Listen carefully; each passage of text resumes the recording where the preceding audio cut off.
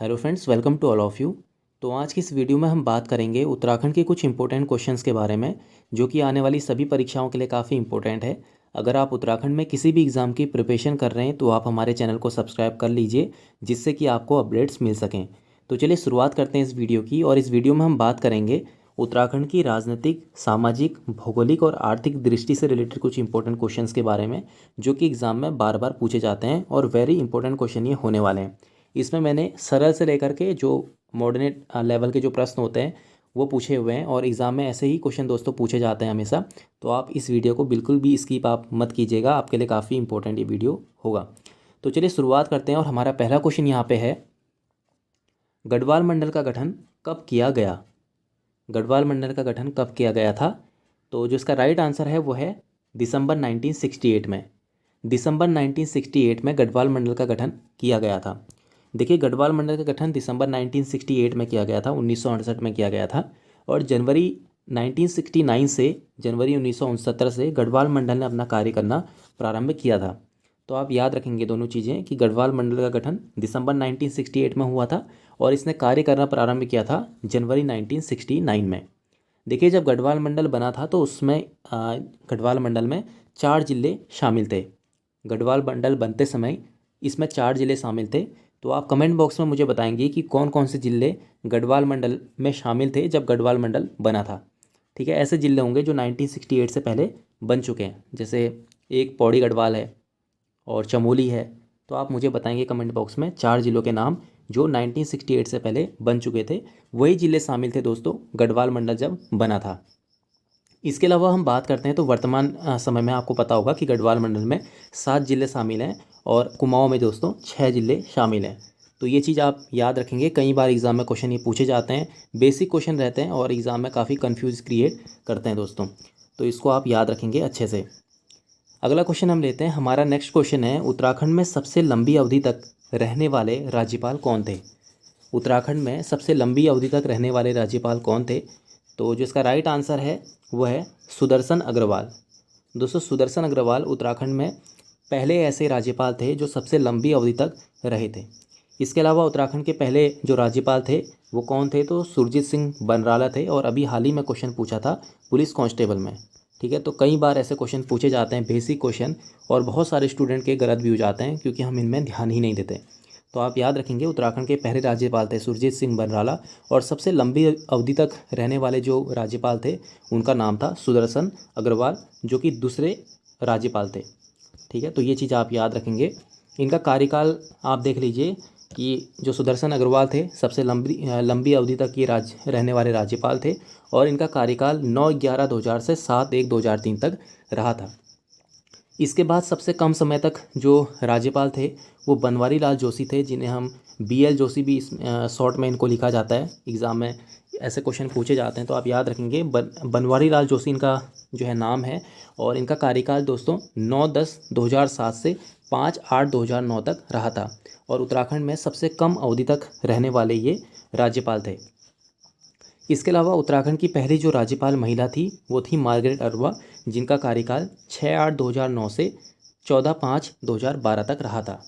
तो ये 3 काफ़ी इंपॉर्टेंट आपके लिए हैं। इसके अलावा जितने भी राज्यपाल हैं यहाँ से क्वेश्चन नहीं पूछेगा, क्योंकि आपको याद रखना है पहले राज्यपाल कौन थे।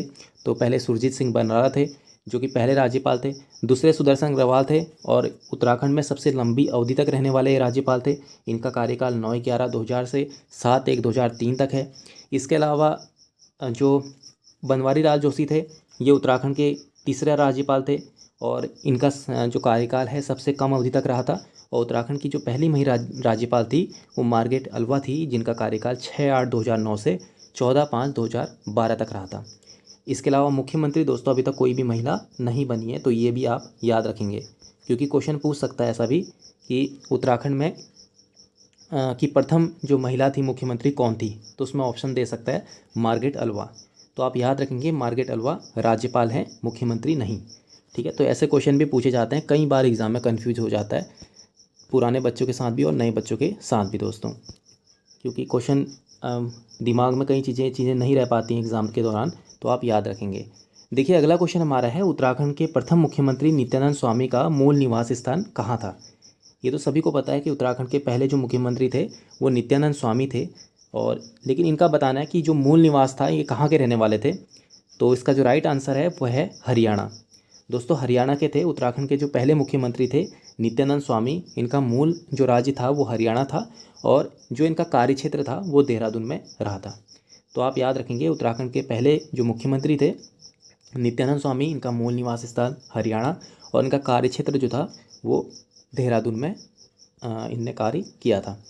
इसके अलावा हमारा अगला क्वेश्चन है, अब तक सर्वाधिक समय तक मुख्यमंत्री पद पर रहने वाले उत्तराखंड के कौन से मुख्यमंत्री हैं।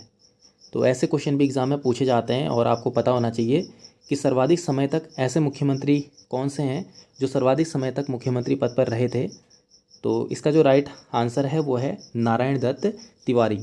नारायण दत्त तिवारी उत्तराखंड में सबसे अधिक समय तक रहने वाले मुख्यमंत्री थे। तो इसके बारे में थोड़ा सा हम जानते हैं इस क्वेश्चन के बारे में। देखिए उत्तराखंड में सबसे अधिक समय तक जो मुख्यमंत्री रहने वाले व्यक्ति थे उनका नाम था नारायण दत्त तिवारी, जिन्हें विकास पुरुष के नाम से भी जाना जाता है। इनका कार्यकाल 2-3-2002 से 7-3-2005 तक रहा था दोस्तों। ठीक है, तो ये चीज़ आप याद रखेंगे, इनका कार्यकाल 2-3-2002 से 7-3-2007 तक रहा था और ये उत्तराखंड के पहले मुख्यमंत्री थे जो सर्वाधिक समय तक मुख्यमंत्री पद पर रहे। ठीक है, अब तक ऐसे कोई भी मुख्यमंत्री नहीं है जो कंप्लीट कर पाया हो अपना कार्यकाल। इसके अलावा देखिए सबसे कम समय तक जो मुख्यमंत्री रहे थे, ये क्वेश्चन पूछा गया है LT एग्ज़ाम में 2021-22 के आसपास में जब परीक्षा हुई थी। तो उसमें क्वेश्चन पूछा गया था कि सबसे कम समय तक जो मुख्यमंत्री रहे थे हरीश रावत, इनका कितने दिनों तक इनने कार्य किया था। तो आपको पता होना चाहिए कि इनका जो कार्यकाल है वो मात्र 2 दिनों का था, 21/2/2016 से लेकर के 22/4/2016 तक, यानी कि 2 दिन के लिए इनका ये मुख्यमंत्री पद पर रहे थे। तो ये चीज़ आप याद रखेंगे कि सर्वाधिक समय तक जो मुख्यमंत्री रहे वो विकास पुरुष जिन्हें हम कहते हैं नारायण दत्त तिवारी, और सबसे कम समय तक रहने वाले जो मुख्यमंत्री पद पर थे वो थे हरीश रावत, जिनका कार्यकाल मात्र 2 दिन का रहा था। देखिए अगला क्वेश्चन हम लेते हैं। हमारा नेक्स्ट क्वेश्चन है, उत्तराखंड के पहले मुख्य न्यायाधीश कौन थे। उत्तराखंड के पहले मुख्य न्यायाधीश कौन थे। तो जिसका राइट आंसर है वो है अशोक अभय शंकर देसाई। अशोक अभय शंकर देसाई उत्तराखंड के पहले मुख्य न्यायाधीश थे। इसके अलावा कुछ फैक्ट हैं जो हम देखते हैं, यहाँ से क्वेश्चन पूछ सकता है एग्जाम में। तो देखिए उत्तराखंड के पहले जो मुख्य न्यायाधीश थे वो अशोक अभय शंकर देसाई थे। अब तक सबसे अधिक कार्यकाल वाले जो मुख्य न्यायाधीश हैं वो KM जोसेफ हैं, जिनका कार्यकाल 4 साल 6 दिनों का रहा है। तो आप याद रखेंगे उत्तराखंड के जो पहले मुख्य न्यायाधीश थे अशोक अभय शंकर देसाई थे। अब तक उत्तराखंड में सबसे अधिक कार्यकाल वाले मुख्य न्यायाधीश जो हैं वो KM जोसेफ हैं, जिनका कार्यकाल 4 साल 6 दिनों का रहा है। और सबसे कम अवधि तक जो मुख्य न्यायाधीश रहे हैं वो 134 दिनों तक रहे हैं, सरोज होमी कपाड़िया। तो आप याद रखेंगे, इन्हें शॉर्ट में SS कपाड़िया भी इनको लिखा जाता है। एग्ज़ाम में कई बार ऐसे क्वेश्चन पूछे जाते हैं तो कन्फ्यूज़ क्रिएट हो जाता है। तो आप याद रखेंगे 134 डेज़ तक इन्होंने कार्य किया था, सरोज होमी कपाड़िया, और उत्तराखंड के सबसे कम अवधि तक मुख्य न्यायाधीश के पद पर रहने वाले व्यक्ति थे। देखिए अगला क्वेश्चन हमारा है, राज्य में लोकसभा की कितनी सीटें हैं। उत्तराखंड राज्य में लोकसभा की कितनी सीटें हैं। तो इसका जो राइट आंसर है वो है 5। उत्तराखंड में लोकसभा में 5 कुल सीटें हैं। और एक क्वेश्चन अभी हाल ही में पूछा गया था पुलिस कांस्टेबल के ही एग्ज़ाम में। ठीक है, तो 2 क्वेश्चन तो देखिए अभी हो गए हैं इसमें। एक पहले भी पूछा गया था जो मैंने राज्यपाल वाला बताया, और एक सेकंड क्वेश्चन ये भी पूछा गया था उत्तराखंड में लोकसभा की कितनी सीटें हैं। तो 5 सीटें हैं लोकसभा की। देखिए कौन कौन सी लोकसभा की सीटें हैं इनको भी हम देख लेते हैं। हालांकि ऐसा क्वेश्चन तो अभी पूछा नहीं है, लेकिन हो सकता है आने वाले एग्जाम में पूछ ले। तो लोकसभा की 5 सीटें कुल हैं, पौड़ी है, टिहरी है, अल्मोड़ा है, नैनीताल है और हरिद्वार है। तो आप याद रखेंगे पौड़ी, टिहरी, अल्मोड़ा, नैनीताल, हरिद्वार लोकसभा की कुल 5 सीटें हैं। राज्यसभा की दोस्तों 3 सीटें हैं, ये भी आप याद रखेंगे। अगला क्वेश्चन हम लेते हैं। हमारा नेक्स्ट क्वेश्चन है, भारतीय संविधान में उत्तराखंड राज्य से निम्न में से कौन शामिल नहीं था। ठीक है, यहाँ पे पूछा नहीं था कि भारतीय संविधान सभा में उत्तराखंड राज्य से निम्न में से कौन व्यक्ति शामिल नहीं था जब संविधान सभा चल रही थी। तो ऐसा कौन सा व्यक्ति है इनमें से जो उस वक्त शामिल नहीं थे संविधान सभा में। तो इसका जो राइट आंसर है वो है श्रीदेव सुमन। इसका लास्ट ऑप्शन है श्रीदेव सुमन, जो कि संविधान सभा में शामिल नहीं थे। अब हम देखते हैं कि संविधान सभा में कौन कौन से लोग शामिल थे, कौन कौन संविधान सभा में शामिल थे। उनका हम नाम देख लेते हैं, एग्ज़ाम में क्वेश्चन पूछ सकता है। तो देखिए हरगोविंद पंत हैं, गोविंद बल्लभ पंत हैं, हरगोविंद पंत हैं, महावीर त्यागी, हीरा बल्लभ त्रिपाठी, खुर्शीद लाल, ठाकुर किशन सिंह, ये प्रतिष्ठित लोग जो है इसमें शामिल थे। तो आप याद रखेंगे गोविंद बल्लभ पंत, हरगोविंद पंत, महावीर त्यागी, हीरा बल्लभ त्रिपाठी, खुर्शीद लाल और ठाकुर किशन सिंह, ये सभी लोग जो हैं भारतीय संविधान सभा में राज्य से इनने प्रतिनिधित्व किया था। तो ये चीज़ आप याद रखेंगे, एग्जाम में क्वेश्चन पूछ सकते हैं। देखिए दोस्तों, ये सभी क्वेश्चन इंपॉर्टेंट है और ये मैंने बुक से ही लिए हैं, ऐसा नहीं कि कोई नेट वगैरह या अदर सोर्स से लिए हैं। ये आपको बुक में इजीली मिल जाएगा। अगर आपने बुक पढ़ी होंगी तो उसमें आपको ये क्वेश्चन मिल जाएंगे और बुक से ही क्वेश्चन मैंने लिए हुए हैं और ये क्वेश्चन आने वाले वक्त में पूछे जा सकते हैं, तो आप इनको याद रखेंगे। अगला क्वेश्चन हम लेते हैं। हमारा नेक्स्ट क्वेश्चन है, उत्तर भारत की प्रथम नगर पालिका कौन थी? देखिए, उत्तर भारत की प्रथम नगर पालिका कौन थी जो भारतीय स्थानीय स्वशासन 1850 अधिनियम के द्वारा पंजीकृत थी? हमें बताना है इस क्वेश्चन में कि उत्तर भारत की प्रथम नगर पालिका कौन थी जो भारतीय स्थानीय स्वशासन 1850 एक्ट के द्वारा पंजीकृत थी। तो ये काफ़ी इंपॉर्टेंट क्वेश्चन है और एग्जाम में क्वेश्चन पूछ सकता है। इसका जो राइट आंसर है वो है नैनीताल। नैनीताल दोस्तों उत्तर भारत की पहली नगर पालिका थी जो स्थानीय स्वशासन अधिनियम 1850 अधिनियम के तहत जो है ये पंजीकृत नगर पालिका थी और ये उत्तर भारत की फर्स्ट नगर पालिका थी जो इस अधिनियम के द्वारा पंजीकृत थी। तो आप याद रखेंगे, इंपॉर्टेंट क्वेश्चन है। देखिए कब ये नगर पालिका बनी, इसको हम देख लेते हैं। देखिए 3 अक्टूबर 1850 को नैनीताल उत्तर भारत की प्रथम नगर पालिका बनी जो भारतीय स्थानीय स्वशासन अधिनियम 1850 के तहत पंजीकृत थी। तो एग्ज़ाम में क्वेश्चन पूछा जा सकता है कि कौन सी नगर पालिका सबसे पहली नगर पालिका कौन सी बनी थी जो स्थानीय स्वशासन अधिनियम 1850 के तहत पंजीकृत थी। तो हम याद रखेंगे नैनीताल जो है नगर पालिका 3 अक्टूबर 1850 को बनी थी। ठीक है। और वर्तमान में दोस्तों उत्तराखंड में कुल नगर निगम जो है 9 है। अभी क्वेश्चन पूछा गया था, ये शायद फॉरेस्ट गार्ड की परीक्षा थी या पटवारी की थी, उसमें क्वेश्चन पूछा गया था कि उत्तराखंड में कुल कितने नगर निगम हैं। ठीक है। तो आप याद रखेंगे उत्तराखंड में अभी कि अगर वर्तमान तक हम बात करेंगे तो 9 नगर निगम है, जिसमें जो लास्ट अभी बना हुआ था 31 दिसंबर 2021 को श्रीनगर को जोड़ करके, जिसमें लास्ट जो बनी थी वो 31 दिसंबर 2021 को श्रीनगर जो है ये नगर निगम का दर्जा इसको मिल गया था। ठीक है, 31 दिसंबर 2021 को श्रीनगर नगर निगम बना। अब देख लेते हैं हम उत्तराखंड में नगर पालिका और नगर निगम से रिलेटेड कुछ इंपॉर्टेंट फैक्ट हैं, इनको हम देखते हैं। देखिए पहला हम देखते हैं नैनीताल 3 अक्टूबर 1850, अल्मोड़ा 1864, टिहरी 1864, मसूरी 1873, हल्द्वानी काठगोदाम 1942, पौड़ी 1957, देहरादून 1867, हरिद्वार 1968, रुड़की 1868, रुद्रपुर 1970, काशीपुर 1872, ऋषिकेश 1981 और कोटद्वार 1951। तो आप याद रखेंगे ये सभी नगर पालिका इंपॉर्टेंट है और एग्ज़ाम में क्वेश्चन ऐसे पूछे जाते हैं। तो फर्स्ट तो आप याद रखेंगे कि उत्तर भारत की पहली नगर पालिका थी। नगर निगम की अगर हम बात करें दोस्तों तो नगर निगम में हमारा हल्द्वानी है, 2011 में नगर निगम का दर्जा इसको मिला था। इसके बाद देहरादून है 2003, हरिद्वार है 2011, रुड़की है 2013, रुद्रपुर 2013, काशीपुर 2013, ऋषिकेश 2017 और लास्ट हमारा कोटद्वार है 2017। इसके अलावा श्रीनगर मैंने बताया था कि वो 2021 में वो नगर निगम में शामिल हुआ। ठीक है। तो आप याद रखेंगे कि 9 जिलों में हमारा नगर निगम अभी है और साथ ही साथ बाकी सभी जिलों में जो है नगर पालिका तो है ही। तो ये आप याद रखेंगे। देखिए अगला क्वेश्चन हम लेते हैं। हमारा नेक्स्ट क्वेश्चन है, उत्तराखंड नगरीय विकास प्राधिकरण की स्थापना कब हुई? उत्तराखंड नगरीय विकास प्राधिकरण की स्थापना कब हुई? तो जो इसका राइट आंसर है वो है 2 दिसंबर 2002। 2 दिसंबर 2002 को उत्तराखंड नगरीय विकास प्राधिकरण की स्थापना हुई थी। अगला क्वेश्चन हम लेते हैं। हमारा नेक्स्ट क्वेश्चन है, उत्तराखंड नगरीय विकास अभिकरण की स्थापना। देखिए इससे पहले प्राधिकरण आया था 2 दिसंबर 2002 को। अब हमको बताना है कि अभिकरण हमको बताना है कि उत्तराखंड नगरीय विकास अभिकरण का गठन कब किया गया था। तो जिसका राइट आंसर है वो है 6 जुलाई 2001। 6 जुलाई 2001 को उत्तराखंड नगरीय विकास अभिकरण का गठन किया गया था। अगला क्वेश्चन हम लेते हैं। हमारा नेक्स्ट क्वेश्चन है, उत्तराखंड राज्य में कुल कितनी छावनी बोर्ड है? उत्तराखंड राज्य में कुल कितनी छावनी बोर्ड है? तो इसका जो राइट आंसर है वो है 9। उत्तराखंड राज्य में 9 छावनी बोर्ड है। तो कौन कौन सी बोर्ड है इसको हम देख लेते हैं। देखिए कुल जो है उत्तराखंड में 6 छावनी बोर्ड है। तो यहाँ से क्वेश्चन पूछे भी जाते हैं। देखिए अल्मोड़ा छावनी बोर्ड की स्थापना 1815 में हुई थी। रुड़की छावनी बोर्ड 1853, चक्राता छावनी बोर्ड 1869 और कहीं कहीं पर इसको 1866 भी दिखाया गया है। तो आप याद रखेंगे दोनों जो ईयर हैं 1866 और 1869, दोनों ऑप्शन में से जो आपको वहाँ पे मिलता है उसको आप टिक करेंगे।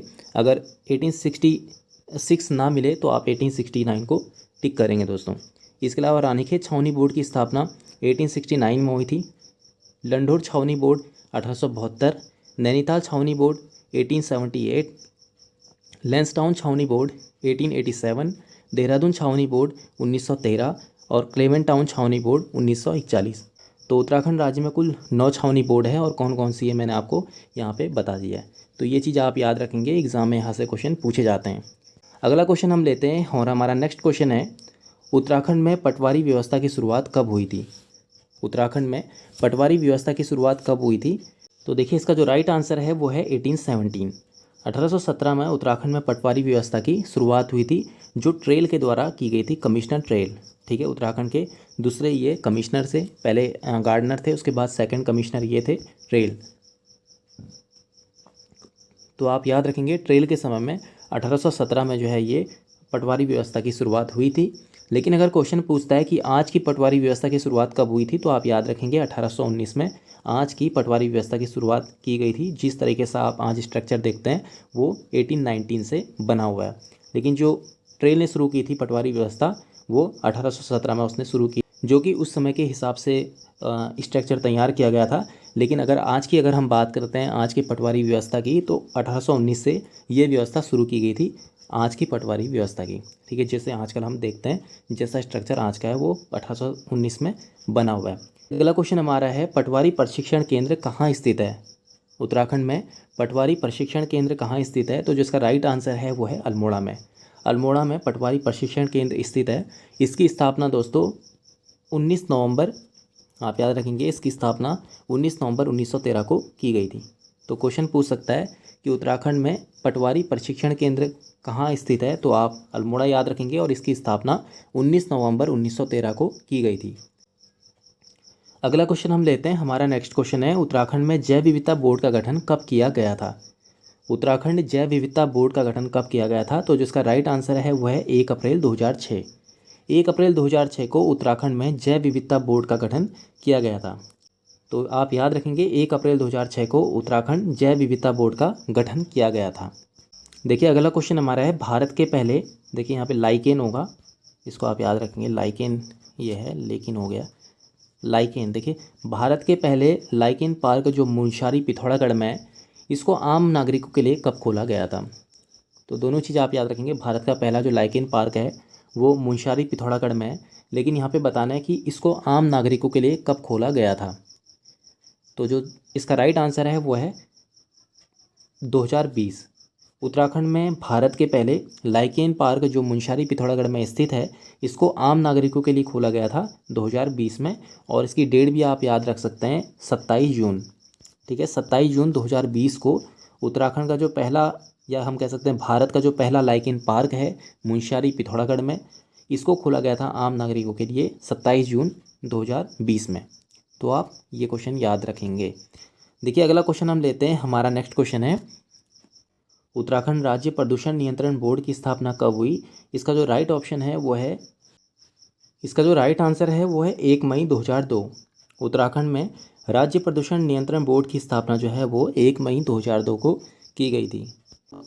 देखिए अगला क्वेश्चन हमारा है, पर्यावरण मित्र योजना की शुरुआत उत्तराखंड में किसने की? पर्यावरण मित्र योजना की शुरुआत उत्तराखंड में किसने की थी? तो इसका जो राइट ऑप्शन है वो है हरक सिंह रावत। हरक सिंह रावत जी के द्वारा जो है उत्तराखंड में पर्यावरण मित्र योजना की शुरुआत की गई थी। और दोस्तों ये योजना की जो शुरुआत है वो 2006 में इस योजना की शुरुआत की गई थी। तो आप याद रखेंगे उत्तराखंड में पर्यावरण मित्र योजना की शुरुआत 2006 में की गई थी, जो हरक सिंह रावत जी के द्वारा की गई थी। देखिए अगला क्वेश्चन हमारा है, उत्तराखंड में पक्षी संग्रहालय कहाँ स्थित है?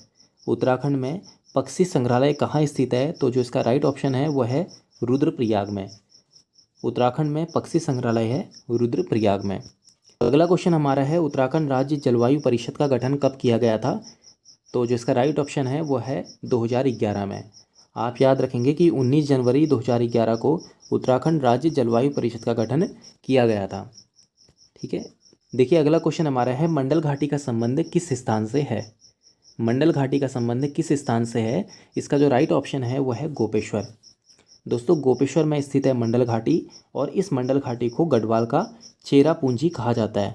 तो आप याद रखेंगे एग्जाम में ऐसे क्वेश्चन पूछे जाते हैं कि गढ़वाल का चेरापूंजी किसे कहा जाता है, तो आप याद रखेंगे मंडल घाटी, और ये मंडल घाटी गोपेश्वर में है और गोपेश्वर चमोली में है।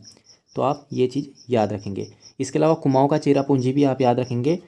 सुखी ढाक को जो है, सुखी ढाक जो आपका तीसरा ऑप्शन है मैंने लिखा हुआ है यहाँ पे, तो सुखी ढाक को कुमाऊं का चेरापूंजी कहा जाता है और ये सुखी ढाक जो है ये चंपावत जिले में स्थित है।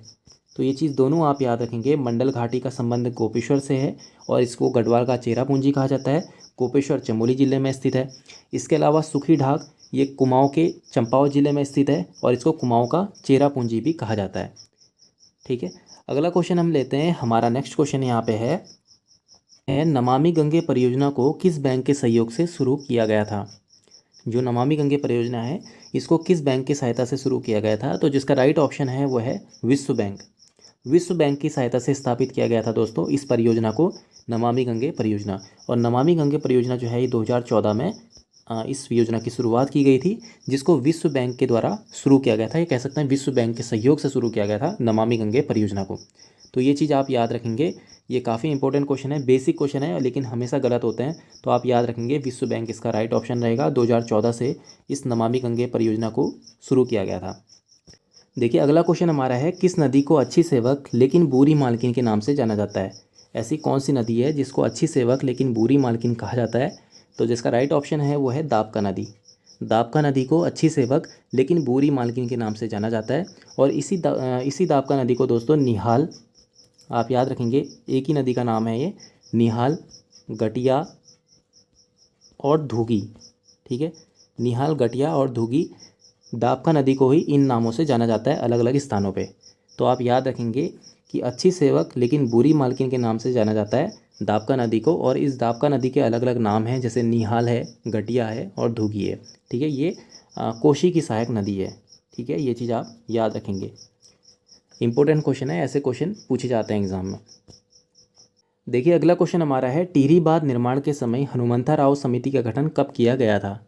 टिहरी बांध निर्माण के समय हनुमंथा राव समिति का गठन कब किया गया था? तो जिसका राइट ऑप्शन है वो है 1969 में। 1969 में टिहरी बांध निर्माण के लिए हनुमंथा राव समिति का गठन किया गया था। अगला क्वेश्चन हम लेते हैं। हमारा नेक्स्ट क्वेश्चन है शीतजल मत्स्यिकी अनुसंधान निदेशालय कहाँ स्थित है?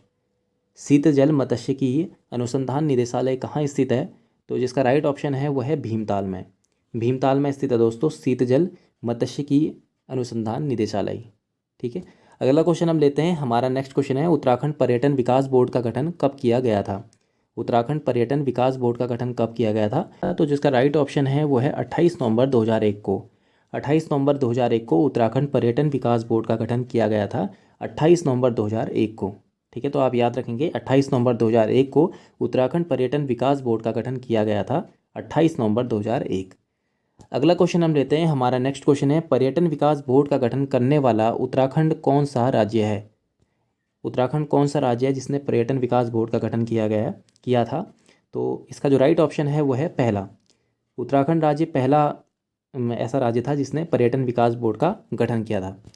अगला क्वेश्चन हम लेते हैं। हमारा नेक्स्ट क्वेश्चन है उत्तराखंड परिवहन निगम की स्थापना कब हुई? उत्तराखंड परिवहन निगम की स्थापना कब हुई थी? तो इसका राइट ऑप्शन है 30 अक्टूबर 2003 को। 30 अक्टूबर 2003 को उत्तराखंड परिवहन निगम की स्थापना की गई थी। देखिए अगला क्वेश्चन हमारा है राज्य का सबसे छोटा वायु परिवहन केंद्र कौन सा है? ठीक है, उत्तराखंड राज्य का सबसे छोटा वायु परिवहन केंद्र कौन सा है? तो जो इसका राइट ऑप्शन है वो है पंतनगर। ठीक है, पंतनगर जो कि उधम सिंह नगर में है। तो ये राज्य का सबसे छोटा वायु परिवहन केंद्र है। ठीक है, इसके अलावा सबसे बड़े की अगर बात करें तो नैनी सैनी जो हवाई अड्डा है जो पिथौरागढ़ में स्थित है, ये उत्तराखंड राज्य का सबसे बड़ा वायु परिवहन केंद्र है। ठीक है, तो ये चीज़ आप याद रखेंगे, एग्जाम में यहाँ से क्वेश्चन पूछे जाते हैं। तो इन चीज़ों को भी आप याद रखेंगे। और उत्तराखंड राज्य में दोस्तों कुल 5 जो है वो हवाई अड्डे हैं, ये भी आप याद रखेंगे। ठीक है, हवाई अड्डे यानी कि एयरपोर्ट जो है वो उत्तराखंड राज्य में कुल 5 एयरपोर्ट हैं। देखिए अगला क्वेश्चन हम देखते हैं। हमारा अगला क्वेश्चन यहाँ पे है, उत्तराखंड राज्य में कुल कितने हवाई अड्डे हैं। तो अभी मैंने बताया था 5 हवाई अड्डे उत्तराखंड राज्य में कुल हैं। तो कौन कौन से हैं इनको हम देखते हैं कि ऐसे 5 जो हवाई अड्डे हैं कौन कौन से हैं। देखिए पहला तो हमारा जॉली ग्रांट का है जो देहरादून में है। दूसरा पंतनगर है उधम सिंह नगर का। इसके अलावा तीसरा हमारा नैनी सैनी पिथौरागढ़ का है, नैनी सैनी पिथौरागढ़। चौथा है गोचर चमोली और पांचवा है चिन्याली सौड़ उत्तरकाशी। तो आप याद रखेंगे कि ये सभी हमारे 5 कुल जो है ये हवाई अड्डे हैं। जॉली ग्रांट देहरादून, पंतनगर उधम सिंह नगर, नैनी सैनी पिथौरागढ़, गोचर चमोली, चिन्याली सौड़ उत्तरकाशी।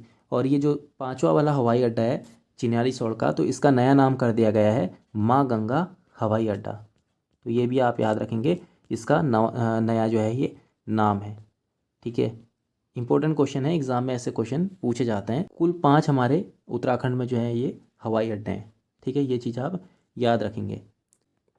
और इसमें भी अगर हम बात करें तो 2 जो हमारे हवाई अड्डे हैं ये कुमाऊं मंडल के हैं, नैनी सैनी पिथौरागढ़ का और एक पंतनगर उधम सिंह नगर का। ये 2 जो है हमारे कुमाऊं मंडल के हवाई अड्डे हैं, जबकि 3 जो हमारे देहरादून, चमोली और उत्तरकाशी ये गढ़वाल मंडल के हवाई अड्डे हैं।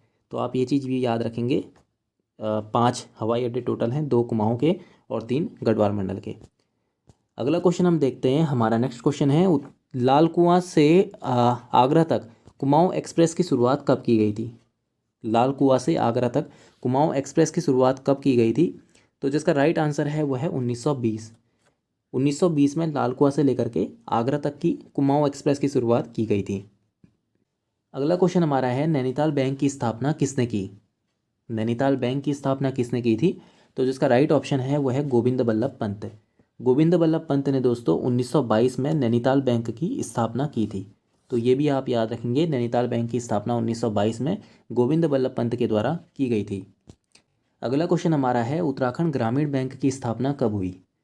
उत्तराखंड ग्रामीण बैंक की स्थापना कब हुई थी। तो जिसका राइट ऑप्शन है वह है 2012। उत्तराखंड ग्रामीण बैंक की स्थापना 2012 में हुई थी। आप डेट भी याद रख सकते हैं, 1 नवंबर 2012। 1 नवंबर 2012 को उत्तराखंड ग्रामीण बैंक की स्थापना हुई थी। देखिए अगला क्वेश्चन हमारा है, उत्तराखंड में सबसे कम बैंक किस जनपद में स्थित है। उत्तराखंड में सबसे कम बैंक किस जनपद में है। तो जो इसका राइट ऑप्शन है वह है बागेश्वर। बागेश्वर जिले में सबसे कम बैंक हैं उत्तराखंड में। ठीक है, इसके अलावा सबसे ज़्यादा की अगर हम बात करें तो सबसे ज़्यादा तो देहरादून में यहाँ पे सबसे ज़्यादा बैंक है। ठीक है, तो आप याद रखेंगे सबसे ज़्यादा देहरादून में है और सबसे कम बैंक जो है ये बागेश्वर जिले में स्थित है। देखिए अगला क्वेश्चन हमारा है, गढ़वाल का पहला हाई स्कूल कहाँ स्थापित किया गया। गढ़वाल का पहला हाई स्कूल कहाँ स्थापित किया गया था। तो इसका जो राइट ऑप्शन है वो है चौपड़ा पौड़ी। ठीक है, चौपड़ा एक स्थान है पौड़ी में, तो यहीं पे जो है गढ़वाल का पहला हाई स्कूल खोला गया था जो कि 1902 में स्थापित किया गया था। तो आप याद रखेंगे 1902 में गढ़वाल का पहला हाई स्कूल स्थापित किया गया था चौपड़ा पौड़ी में।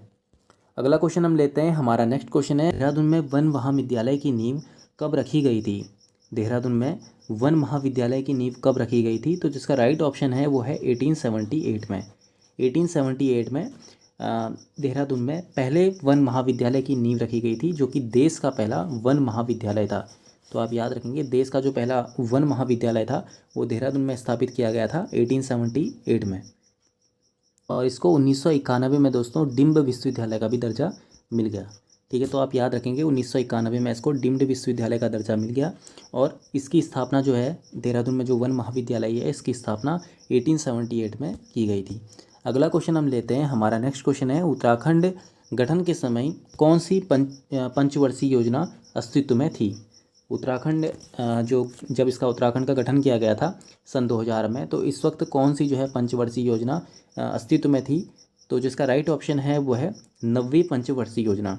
ठीक है, जब उत्तराखंड गठन किया गया था तो उस दौरान 9वीं पंचवर्षीय योजना अस्तित्व में थी। और ये 9वीं पंचवर्षीय योजना जो है 1997 से लेकर के 2002 तक ये चली थी। ठीक है, तो आप याद रखेंगे 2002 तक 9वीं पंचवर्षीय योजना का कार्यकाल था और इसका जो उद्देश्य था वो रोजगार सृजन कराना था। ठीक है, तो आप याद रखेंगे जब उत्तराखंड का गठन किया गया था तो उस वक्त 9वीं पंचवर्षीय योजना अस्तित्व में थी। अगला क्वेश्चन हमारा है, हेमवती नंदन बहुगुणा विश्वविद्यालय को केंद्रीय विश्वविद्यालय का दर्जा कब प्राप्त हुआ? हेमवती नंदन बहुगुणा विश्वविद्यालय को केंद्रीय विश्वविद्यालय का दर्जा कब प्राप्त हुआ था? तो इसका जो राइट आंसर है वो है 2009 में। 2009 में हेमवती नंदन बहुगुणा विश्वविद्यालय को केंद्रीय विश्वविद्यालय का दर्जा प्राप्त हुआ था 2009 में, 15 जनवरी 2009। ठीक है, ये भी आप याद रखेंगे, डेट इंपॉर्टेंट रहता है, 15 जनवरी 2009 में उत्तराखंड में जो हेमवती नंदन बहुगुणा विश्वविद्यालय है इसको केंद्रीय विश्वविद्यालय का दर्जा प्राप्त हुआ था। और ये हेमवती नंदन बहुगुणा विश्वविद्यालय की स्थापना 1973 में हुई थी। ठीक है, कुमाऊं विश्वविद्यालय और हेमवती नंदन बहुगुणा विश्वविद्यालय की स्थापना दोनों की जो है साथ में हुई थी 1973 में। देखिए अगला क्वेश्चन हमारा है, गढ़वाली भाषा का प्रथम नाटक प्रहलाद किसने लिखा था? गढ़वाली भाषा का पहला जो नाटक था प्रहलाद वो किसने लिखा था? तो जिसका राइट ऑप्शन है वो है भवानी दत्त थपलियाल। भवानी दत्त थपलियाल ने गढ़वाली भाषा का प्रथम नाटक प्रहलाद लिखा था, जो कि 1911 में इन्होंने इसको लिखा था। ठीक है, इसके अलावा दूसरा एक नाटक और है इनका, वो है जय विजय, जो 1914 में इन्होंने इसको लिखा था। ठीक है, तो आप याद रखेंगे, दोनों एग्जाम में कुछ क्वेश्चन पूछे जाते हैं जय विजय और प्रहलाद से। ठीक है, प्रहलाद इनका पहला नाटक था और जय विजय इनका दूसरा नाटक था, जो गढ़वाली भाषा में लिखे गए थे भवानी दत्त थपलियाल के द्वारा। अगला क्वेश्चन हम देखते हैं, हमारा नेक्स्ट क्वेश्चन है, उत्तराखंड राज्य में सर्वाधिक झाड़ियों वाला जिला कौन सा है? उत्तराखंड राज्य में सर्वाधिक झाड़ियों वाला जिला कौन सा है? इसका जो राइट ऑप्शन है वो है टिहरी। टिहरी गढ़वाल उत्तराखंड राज्य का सर्वाधिक झाड़ियों वाला जिला है। देखिए अगला क्वेश्चन हमारा है, सर्वाधिक मध्यम सघन वन किस जिले में स्थित है? ठीक है, सर्वाधिक मध्यम सघन वन पूछा है, तो मध्यम सघन वन सर्वाधिक जो है ये पौड़ी गढ़वाल में स्थित है। ठीक है, तो आप याद रखेंगे मध्यम सघन वन जो है ये पौड़ी गढ़वाल में है। सर्वाधिक सघन वन दोस्तों नैनीताल में है। ठीक है, ये भी आप याद रखेंगे, सर्वाधिक सघन वन नैनीताल, मध्यम सघन वन पौड़ी गढ़वाल और सबसे ज़्यादा खुले वन भी जो है ये पौड़ी गढ़वाल में है। ठीक है, तो आप याद रखेंगे सर्वाधिक सघन वन नैनीताल, मध्यम सघन वन पौड़ी गढ़वाल और सर्वाधिक खुले वन पौड़ी गढ़वाल। तो ये तीनों चीज़ें आप याद रखेंगे। ठीक है, एक बार और बोल देता हूँ, सर्वाधिक जो सघन वन है वो नैनीताल में है, मध्यम सघन वन पौड़ी गढ़वाल और सर्वाधिक खुले वन भी पौड़ी गढ़वाल। अगला क्वेश्चन हम देखते हैं, हमारा नेक्स्ट क्वेश्चन यहाँ पे है, में राज्य स्तरीय आपदा प्रबंधन का आपातकालीन नंबर क्या है? राज्य में राज्य स्तरीय आपदा प्रबंधन का आपातकालीन नंबर क्या है? इसका राइट ऑप्शन है वो है 1070। 1070 उत्तराखंड राज्य में राज्य स्तरीय आपदा प्रबंधन का आपातकालीन नंबर है, यानी इमरजेंसी नंबर है आपदा का। ठीक है, इसके अलावा अगर हम बात करें 1077 की, तो ये जनपद स्तरीय है दोस्तों। जनपद स्तरीय जो आपदा प्रबंधन का आपातकालीन नंबर है वो है 1077, जबकि राज्य स्तरीय जो है वो 1070 है। तो दोनों आप याद रखेंगे, दोनों इंपॉर्टेंट है। अगला क्वेश्चन हम लेते हैं, हमारा नेक्स्ट क्वेश्चन है, उत्तराखंड में बांज की कुल कितनी प्रजातियां हैं? ठीक है, उत्तराखंड में बांज की कुल कितनी प्रजातियां पाई जाती है? तो जिसका राइट ऑप्शन है वो है 5। ठीक है, उत्तराखंड राज्य में बांज की कुल 5 प्रजातियां पाई जाती है। अगला क्वेश्चन हमारा है, ब्रिटिश काल के दौरान विकेट बंदोबस्त में पर्वतीय भूमि को कितने भागों में बांटा गया था? जब विकेट बंदोबस्त हुआ था तो उस वक्त पर्वतीय भूमि को कितने भागों में बांटा गया था? तो जिसका राइट आंसर है वो है 5 भागों में। ठीक है, 5 भागों में बांटा गया था विकेट बंदोबस्त में। ठीक है, जो पर्वतीय भूमि थी उसको 5 भागों में बांटा गया था। तलाव था, अव्वल, दोयम, इजरान और कंटिल। तो आप याद रखेंगे, तलाव, अव्वल, दोयम, इजरान और कंटिल, इन 5 भागों में बांटा गया था पर्वतीय भूमि को जब विकेट बंदोबस्त हुआ था।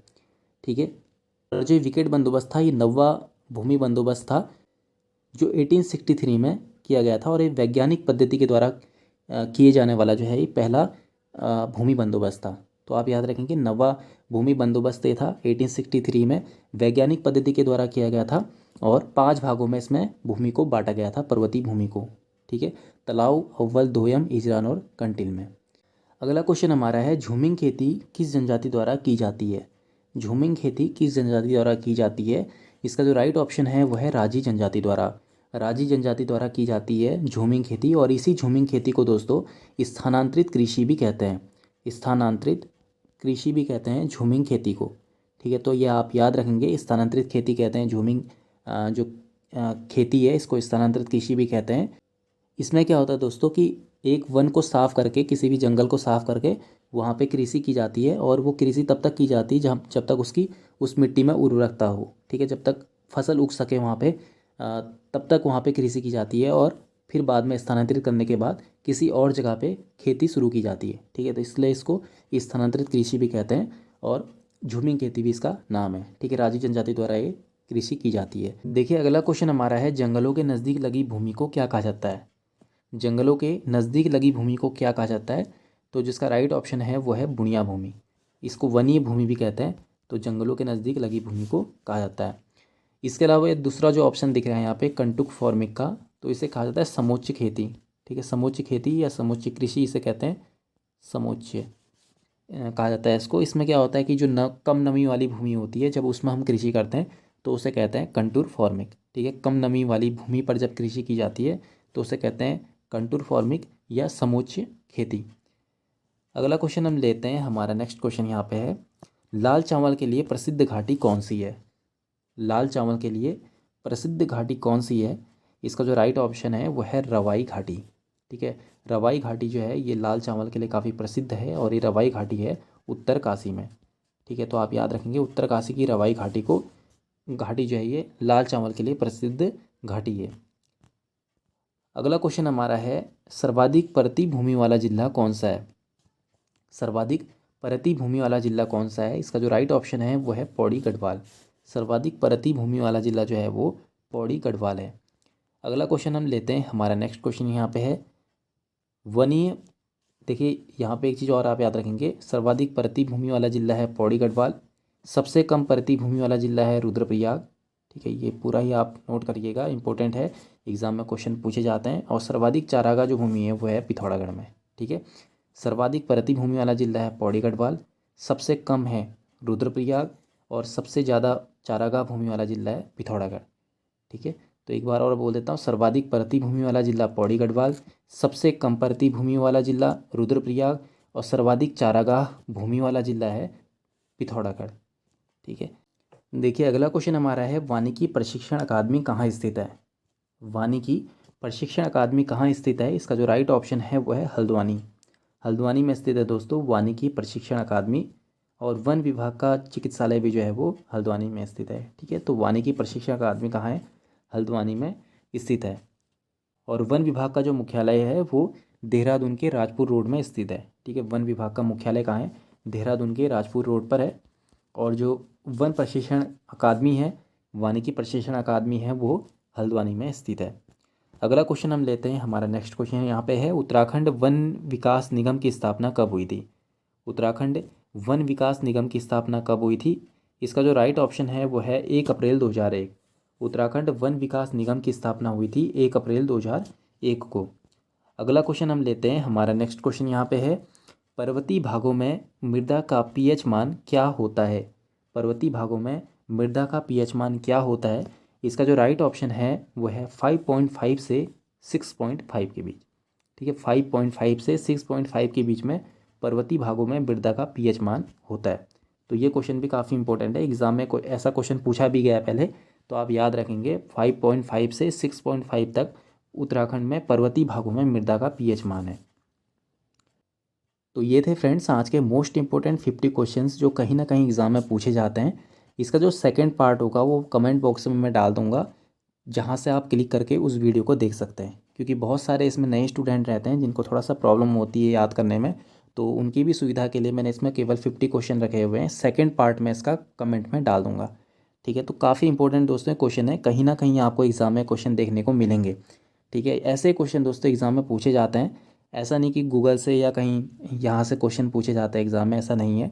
उत्तराखंड के काफ़ी सामान्य लेवल के क्वेश्चन रहते हैं, लेकिन हमारी प्रैक्टिस उसमें बहुत ज़्यादा हमें प्रैक्टिस करनी पड़ती है, क्योंकि क्वेश्चन तो काफ़ी इजी थे, आपने देखे होंगे 50 क्वेश्चन लगभग काफ़ी इजी क्वेश्चन थे, लेकिन बहुत सारे स्टूडेंट के इसमें भी क्वेश्चन गलत होते हैं। कारण यही होता है कि हम बहुत ज़्यादा पढ़ लेते हैं, जिसके कारण कन्फ्यूज़ क्रिएट होता है और हम बहुत अच्छा अपना प्रदर्शन नहीं कर पाते हैं एग्ज़ाम में, बहुत ज़्यादा पढ़ने के बाद भी। तो आप प्रैक्टिस करें, ज़्यादा से ज़्यादा प्रैक्टिस करें, चैनल को सब्सक्राइब आप कर लें। आपको यकीन दिलाता हूँ कि इसमें इस चैनल पे कुछ ना कुछ आपको अच्छा देखने को मिलेगा, क्योंकि इसमें वही क्वेश्चन मैंने रखे हुए हैं जो एग्ज़ाम में बार बार क्वेश्चन पूछे जाते हैं। आप इससे पहले देखेंगे एक वीडियो मैंने डाली हुई है जो टेस्ट सीरीज़ वाली है, फर्स्ट टेस्ट सीरीज़ की, तो उसमें भी आप देखेंगे एक दिन पहले मैंने वीडियो डाली है और दूसरे दिन जो एग्ज़ाम हुआ था उसमें ये जो कर्क रेखा वाला क्वेश्चन था और एक नदी वाला क्वेश्चन था, 2 क्वेश्चन डायरेक्टली वहाँ से पूछे गए हैं। ठीक है, उस वीडियो से। तो देख सकते हैं आप, काफ़ी अच्छा इसमें रिस्पॉन्स एग्ज़ाम में देखने को मिलेगा। तो आपको यकीन दिलाता हूँ कि इस चैनल से आपको काफ़ी हेल्प मिलने वाली है। इसके अलावा दोस्तों, जिस भी टॉपिक पे आपको वीडियो चाहिए उस टॉपिक पर आप कमेंट बॉक्स में कमेंट कर दीजिए। मैं उस टॉपिक पर वीडियो बनाने की पूरी कोशिश करूँगा। तो उम्मीद करता हूँ कि आपको वीडियो पसंद आई होगी। अगर आपको वीडियो पसंद आई हो तो चैनल को सब्सक्राइब करके बेल आइकन को ज़रूर प्रेस कीजिएगा, जिससे कि आने वाली नई वीडियो की नोटिफिकेशन आप तक पहुँचे सबसे पहले। तो मिलते हैं नेक्स्ट वीडियो में, तब तक के लिए अपना ख्याल रखिए। धन्यवाद।